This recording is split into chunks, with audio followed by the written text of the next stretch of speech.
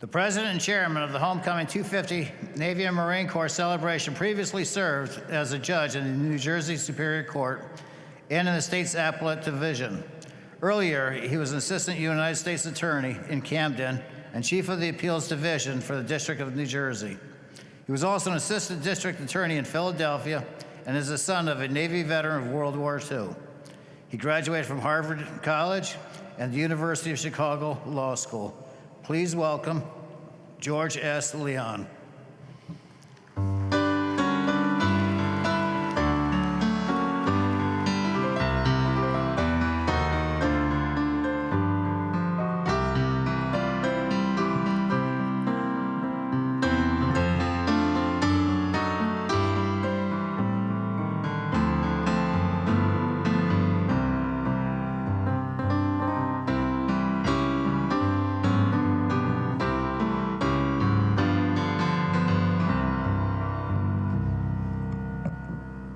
Well, thank you very much, James, and both Jameses, the National Commander and the Executive Director. I am very honored to be here among this wonderful organization, the American Legion. Thank you so much for having me.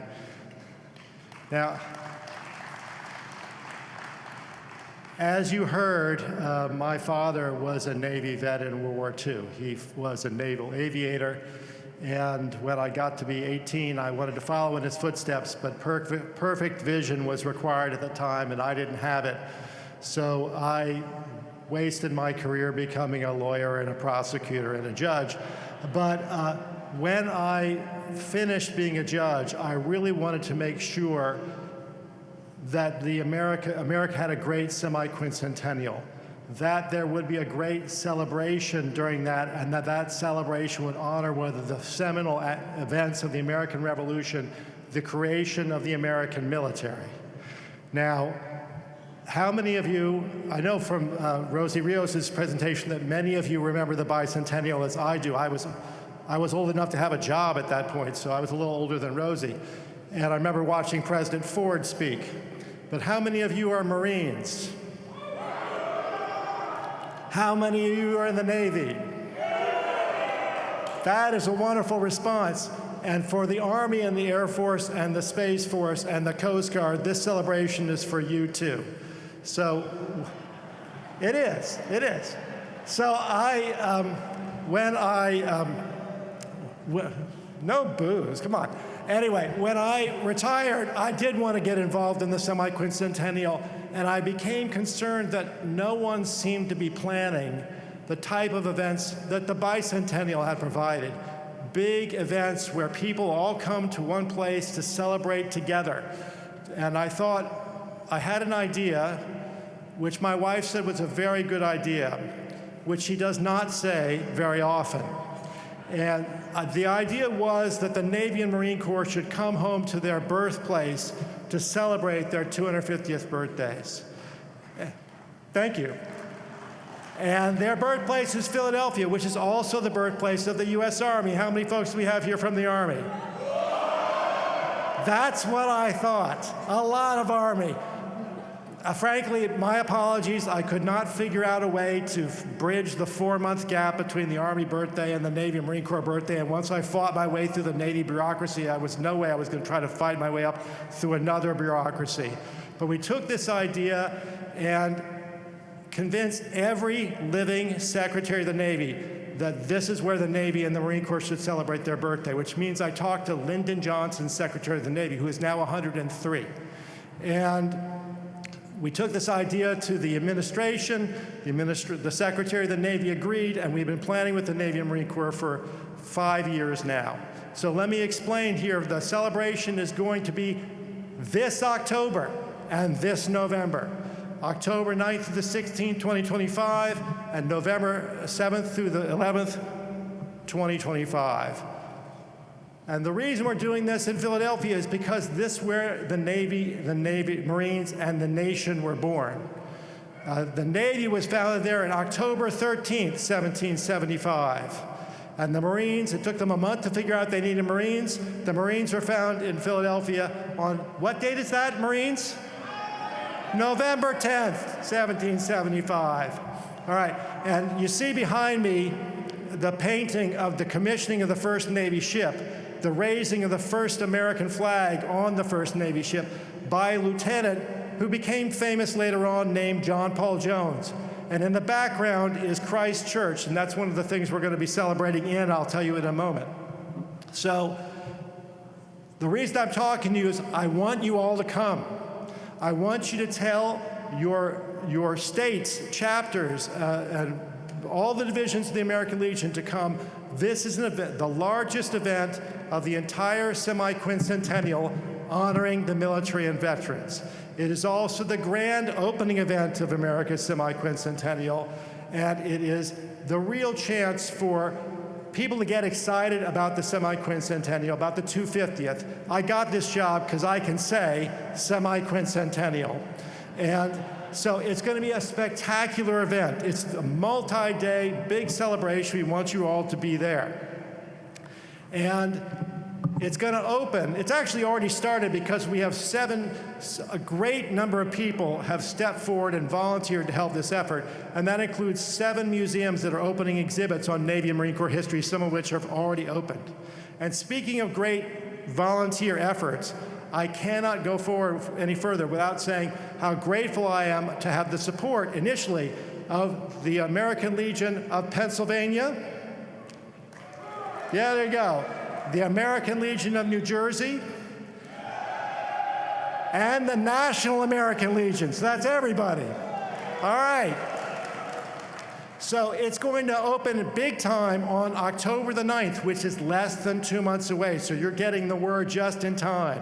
We're going to have a parade of approximately 9 Navy ships will sail up the Delaware to where the Navy was born. And those ships will be passing by Delaware, my friends from Delaware, and will be perhaps some going to Delaware, and they will be berthed in the Philadelphia area, and they'll be there to be toured for 7 days, and that includes destroyers and amphibious ships for the Marines, and they will be joining the great historical ships that you can also tour that are in Philadelphia and around Philadelphia. First, the most historic cruiser in United States Navy history, the cruiser Olympia, victor of the Battle of Manila Bay that made the United States into a world naval power, and also serving in World War I, one of the 2 ships that are left from there, and which brought home the unknown soldier from France to Arlington National Cemetery. Also across the river, the battleship New Jersey, the most decorated Navy ship afloat. Those are 2 of the historical ships. We have a submarine as well, and we're going to have a Washington crossing Durham boat. You know the Army crossed with Washington, but the Navy and Marines did too, and the Marines had their first fight in Princeton just up the Delaware River. So you've got these great historical ships to tour, you have the great Navy ships to tour. In addition to that, we're going to have naval aviation in spades flying over this event to show the great service that naval aviators have done. As a son of a naval aviator, I had to make sure that's true. And so we're going to have the Marines, too, with their F-35s that go straight up and down. It'll be a sight to see. In addition to that, we're going to have demonstrations by the Navy and the Marines to demonstrate, among other things, their hovercraft, the Leapfrogs Navy SEAL parachute team, the sort of work they do with rappelling from helicopters. It's going to be a great demonstration of our military's abilities in these troubled times, reminding us that they are out there every day defending us and the free world. In addition to that, we're going to have great sporting events. I don't know how many of you want to run with the Sailors and Marines, but that's an option that's open to you. But you can also come and see the Army-Navy Soccer Cup, which is going to be the first time they've ever had both the men's and women's soccer teams from Annapolis and West Point playing each other. And they're hoping to set an intercollegiate soccer attendance record at that game. And if you're more traditional, we have the Navy Temple football game, which will be held in the home of the Philadelphia Eagles. I don't know if there's any Philadelphia Eagles fans in the Pennsylvania delegation. There's probably a few. Yeah, there are.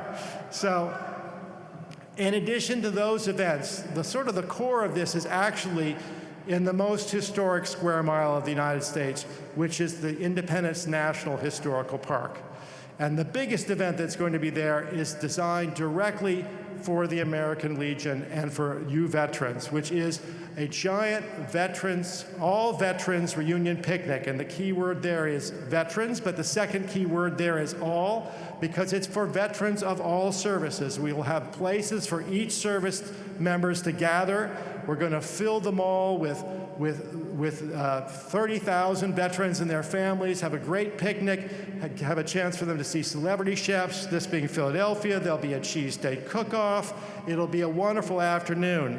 And that'll be followed that night by a Victory at Sea concert that features the United States Navy Band, and probably, it's still being fiddled out bureaucracy-wise, the Commandant's own Marine Band. This will be a televised concert with headliners. It'll be spectacular, a very patriotic concert. We were making sure that this was a patriotic event. Other events, we're going to have a big gala for the Navy 250th, and we're going to have a Navy 250th, a big parade, the Navy and Marine Corps 250th parade, which was originally called the Salute to Youth Parade. After the Army Parade, we renamed it for the Navy and Marine Corps 250th Parade, but it was designed in part to salute young people on the path to joining the military. So the midshipmen from the Naval Academy, NROTC, ROTC, JROTC, again, this is saluting young people of all branches, because as we all know, it's crucial to encourage our young people with events like this to consider one of their opportunities is to serve their country. So we want to make sure that's going to happen. And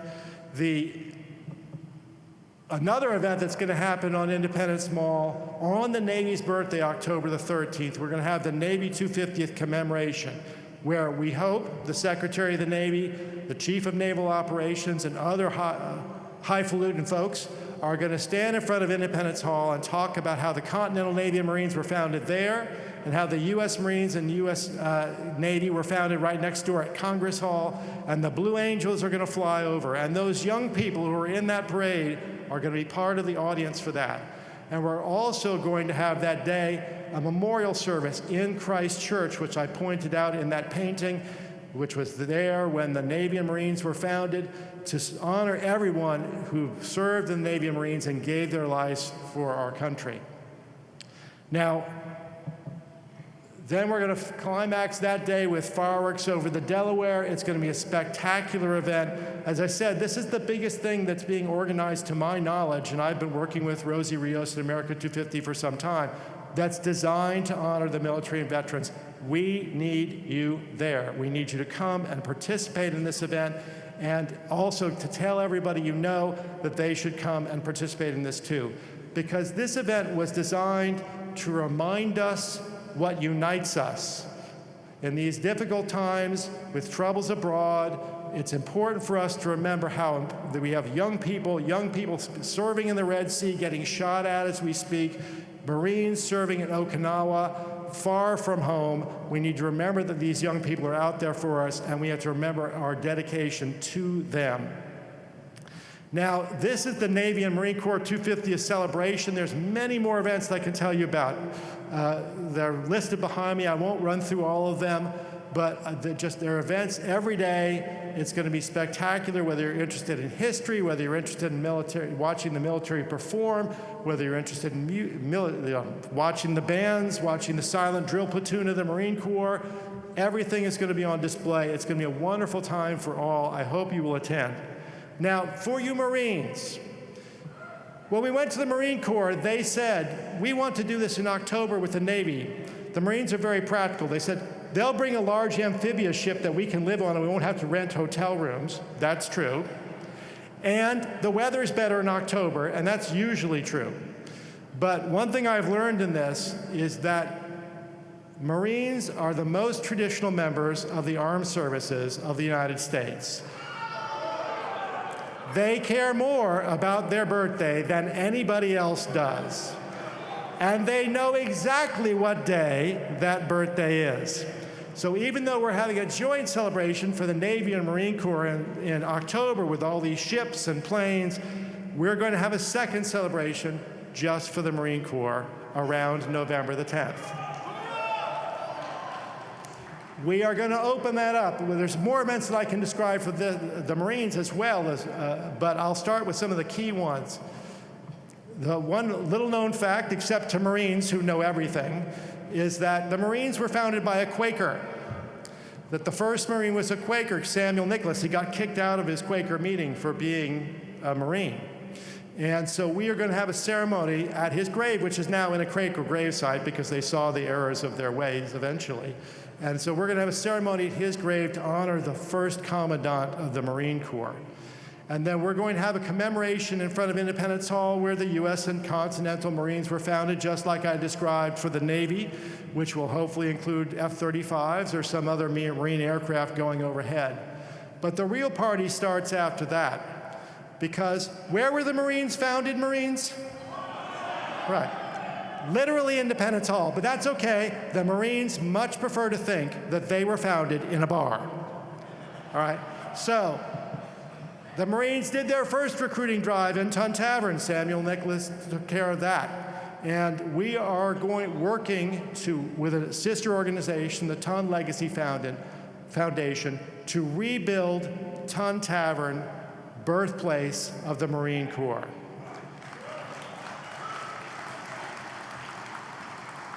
It's going to be a great place. It's going to have they're going to recreate the historic building, which will look like that. And they're going to have a restaurant, so it's self-sustaining behind it. Now, things being what they are, the original site of the Tun Tavern is underneath I-95, so that's not possible. It took a while to find the land very close to that site. It took a while to raise the money. It will not be done. It may not even be really very far along on November the 10th. But I'm told that if it's November the 10th, 2025, the 250th birthday of the Marine Corps, and if you're at the site where they're rebuilding Tun Tavern, and if there's beer, Marines will come in droves to celebrate. Is that correct, Marines? All right. So it's a great big party. They're going to have a huge block party around the future site of Tun Tavern. And this time, people have been trying to rebuild this tavern for over 50 years. This time, it will be recreated and will be a gathering place for Marines for decades and decades to come. Thank you. And that night, we're going to have something that also is very special to Marines. In the 1920s, there was a commandant named Lejeune, or are you Lejeune people? Lejeune, well, I'm going to go with Lejeune for today, who basically rewrote the Marines' birthday traditions. And one of the things he said at that time was, you know, we should start having a ball every year to celebrate our birthday. As you may know, Marine balls are the most celebrated, I guess, of military balls. No offense to any other service. And he said the first ball has to be in Philadelphia because that's where we were founded. That's where the sesquicentennial celebration is going to be in 1925. We are going to have the 100th Marine Corps birthday ball in the same ballroom where he held the first Marine Corps birthday ball in 1925, which was preserved to look as it did at that time. So it's going to be a great event. I would invite you all to come, but it's sold out in 35 minutes. So I hope you still come for all the other festivities that are happening for November 10th and around November 10th, and more importantly also for October when there's so many events that you can all enjoy. And so I really encourage you to come.